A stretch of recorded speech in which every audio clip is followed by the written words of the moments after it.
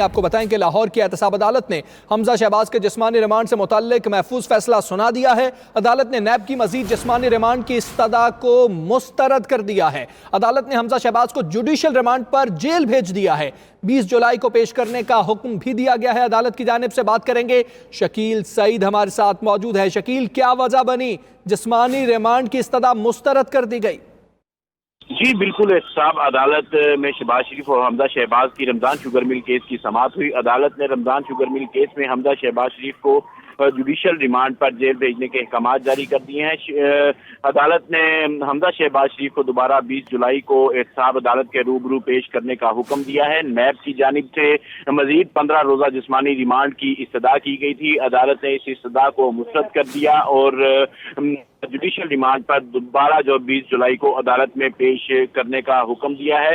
अदालत ने शहबाज शरीफ को दोबारा बतौर रेफरेंस आइंदा तारीख समाअत पर पेश होने का भी हुक्म जारी किया गया है। आज रमजान शुगर मिल केस में हमजा शहबाज शरीफ की नैब की तहवील से तीसरी पेशी थी।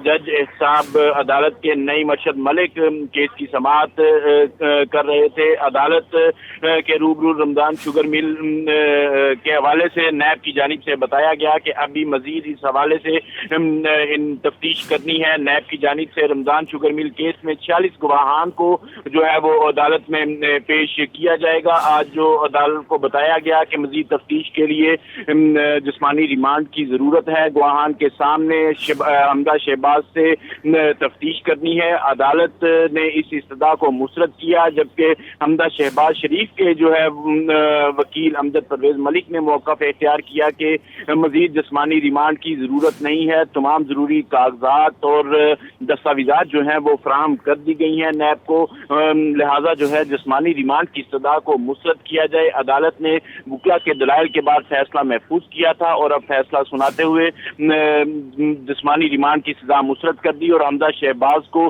जुडिशल रिमांड पर जेल भेजने के अहकाम जारी करते हुए 20 जुलाई को दोबारा अदालत में पेश करने की हिदायत की है। जी ठीक है शकील, बहुत शुक्रिया आपका।